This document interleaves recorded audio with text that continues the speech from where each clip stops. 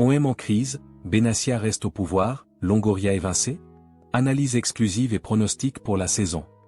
Salut à tous les Marseillais, les fans de l'UM et tous les passionnés de foot qui nous regardent.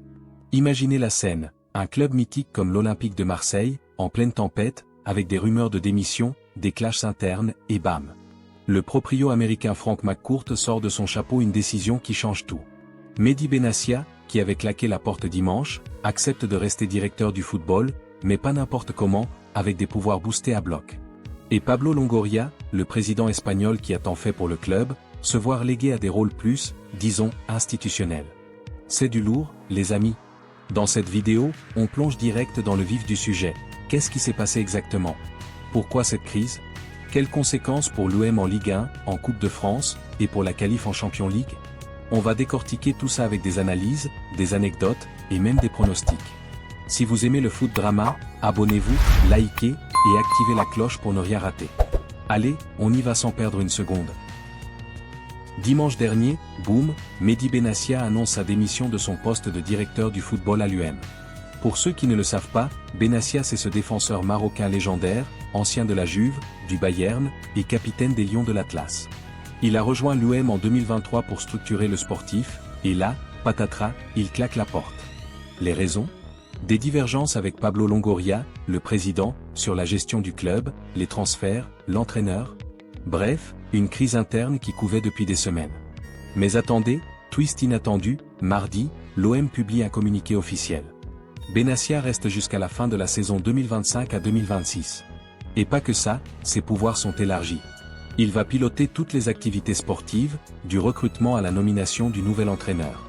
Dans le communiqué, c'est écrit noir sur blanc, déterminé à assurer l'intérêt supérieur de l'Olympique de Marseille et afin d'atteindre les objectifs sportifs de la saison en cours, Frank McCourt a demandé à Mehdi Benassia de conserver ses fonctions jusqu'à la fin de la saison.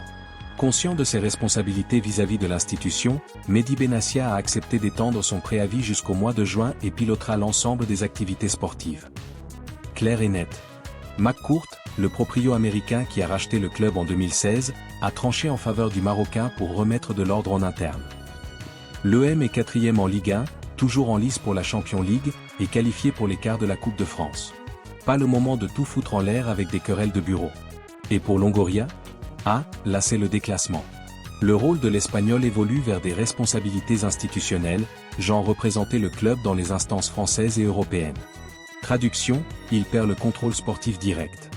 McCourt l'explique, le rôle de Pablo Longoria devrait évoluer vers ses responsabilités institutionnelles, afin de maintenir la représentation de l'Olympique de Marseille au sein des instances françaises et notamment européennes.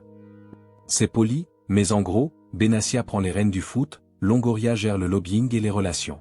Fin de la récré, comme dit McCourt, en tant que propriétaire du club, je viens à Marseille et prends, une fois de plus, mes responsabilités pour que le club reste concentré sur ses objectifs, particulièrement la qualification pour la prochaine Ligue des Champions et un parcours exemplaire en Coupe de France. Sous la supervision de Mehdi Benassia, la nomination d'un nouvel entraîneur sera bientôt annoncée. Mon ambition pour le club reste intacte. Mobilisons-nous au service de l'UM. Voilà les faits, purs et durs. Mais pourquoi en est-on arrivé là? Allons plus loin. L'Olympique de Marseille, c'est pas juste un club, c'est une institution, une passion, une folie. Fondé en 1899, champion d'Europe en 1993, 10 titres de Ligue 1. Mais ces dernières années, c'est le roller coaster. Souvenez-vous, en 2016, McCourt rachète l'UM à Margarita Louis-Dreyfus pour 45 millions d'euros. L'Américain promet la lune, retour au top, investissement massif. Au début, c'est Jacques-Henri Hérault comme président, mais ça tourne au vinaigre avec les supporters, les mauvais résultats et les scandales. En 2021, Hérault est viré, et arrive Pablo Longoria, un jeune Espagnol de 34 ans, ancien de Valence, qui grimpe vite, directeur sportif puis président. Longoria, c'est le magicien des transferts. Il a ramené des pépites comme Vitinha, Aubameyang, ou plutôt Payet et Mandanda. Sous son air, l'UM a flirté avec le podium, joué en Europe, mais aussi connu des flops comme les clashs avec les Ultras, la démission de Sampaoli en 2022, puis Tudor qui part après une saison. Et Gattuso? Viré récemment après des résultats en dents de scie. L'UM, c'est instable, 5 entraîneurs en 3 ans. Ajoutez à ça les problèmes financiers. Malgré les ventes de joueurs, Camara, Guendouzi, le club est sous surveillance de la DNCG, et McCourt a injecté plus de 300 millions sans voir de titre majeur. Maintenant, entrée Mehdi Benassia. Arrivé en janvier 2023 comme conseiller, puis promu directeur du football en juillet. Benassia, 36 ans, retraité depuis 2021, c'est un leader né. Il a joué aux côtés de Ronaldo à la Juve, gagné des titres partout. À l'UM, il était censé stabiliser le sportif, recruter malin et apaiser les tensions. Mais voilà, des divergences avec Longoria émergent, sur les choix d'entraîneurs, les transferts hivernaux, comme l'arrivée de Gasset intérimaire, et la vision globale. Benassia voulait plus d'autonomie, Longoria gardait la main. Résultat, démission annoncée dimanche, après une défaite ou un énième couac. Les rumeurs disent que c'était suite à un désaccord sur le successeur de Gattuso. McCourt, qui vit à Boston, n'aime pas les crises. Il est venu à Marseille en urgence, a discuté avec tout le monde, et a choisi Benassia. Pourquoi? Peut-être parce que Benassia est vu comme un homme fort, proche des joueurs, avec une aura internationale grâce à sa carrière. Longoria, lui, est plus un gestionnaire, un networker, mais critiqué pour son impulsivité ou rappelez-vous les transferts ratés comme Harit ou les prêts foireux. Les supporters? Divisés, certains adorent Longoria pour son énergie, d'autres le blâment pour l'instabilité. Sur les réseaux, c'est la guerre, #LongoriaOut vs #BenassiaPower. Et le timing? L'UM est 4e, à 3 points du podium, avec des matchs clés contre Monaco, PSG. En coupe, car contre Rennes ou Lyon? Tout est possible. McCourt veut la C1 pour les revenus TV, et un trophée pour calmer les ultras. Benassia doit maintenant choisir un coach, De Zerbi, Conceição, ou un franchi comme Eze. Les rumeurs fusent. Ok, maintenant, analysons ça comme des pros. D'abord, est-ce une bonne décision? Pour Benassia, oui, il gagne en pouvoir. Avec des pouvoirs élargis, il contrôle tout le sportif, recrutement, staff, académie. C'est comme un DG à l'anglaise. Ça pourrait stabiliser.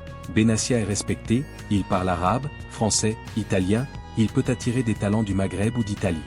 Imaginez des recrues comme Hakimi ou un retour de Ziyech. Mais risque, s'il foire, c'est sur lui.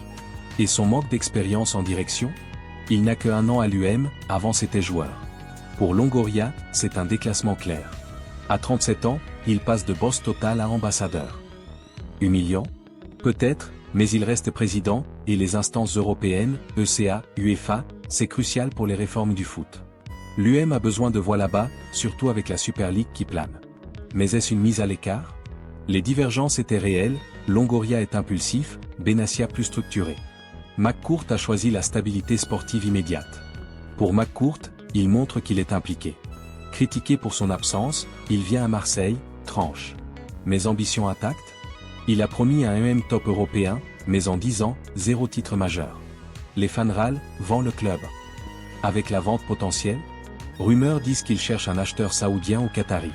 Cette décision, c'est du court terme pour booster la valeur. Conséquence pour la saison, positif à court terme. L'OM évite le chaos, se concentre sur le terrain. Avec un nouveau coach bientôt annoncé, ils peuvent viser le top 3. En C1, c'est 50 millions d'euros. En coupe, un trophée depuis 1989? Rêve. Mais long terme? Si Benassia et Longoria ne s'entendent pas, nouvelle crise. Et les joueurs? Aubameyang, Verretou, ils sentent l'instabilité. Risque de départ massif en juin. Dans le foot français, l'OM reste un soap opéra. Comparé à PSG stable, malgré les stars, Lyon en redressement, Monaco discret. Marseille c'est le drama king. Ça attire l'attention, mais fatigue les sponsors. Et pour le Maroc? Benassia booste l'image, avec la CAN 2025 au Maroc. Mes pronostics, Benassia nomme un coach offensif comme Mota ou Fonseca. L'OM finit 3e, qualif C1, et va en demi de coupe. Mais été 2026, grand ménage, peut-être vente du club. Voilà, les amis, on a disséqué cette actualité choc à l'UM. Benassia renforcé, Longoria recentré, McCourt aux commandes ou c'est un tournant. L'OM est unique, passion, chaos, mais toujours vivant. Qu'en pensez-vous? Benassia sauveur au risque? Dites-le en commentaire. Partagez avec vos potes marseillais. Abonnez-vous pour plus d'analyse foot, PSG, Ligue 1, transfert. Prochaine vidéo, le nouveau coach de l'UM. À bientôt, et allez l'UM.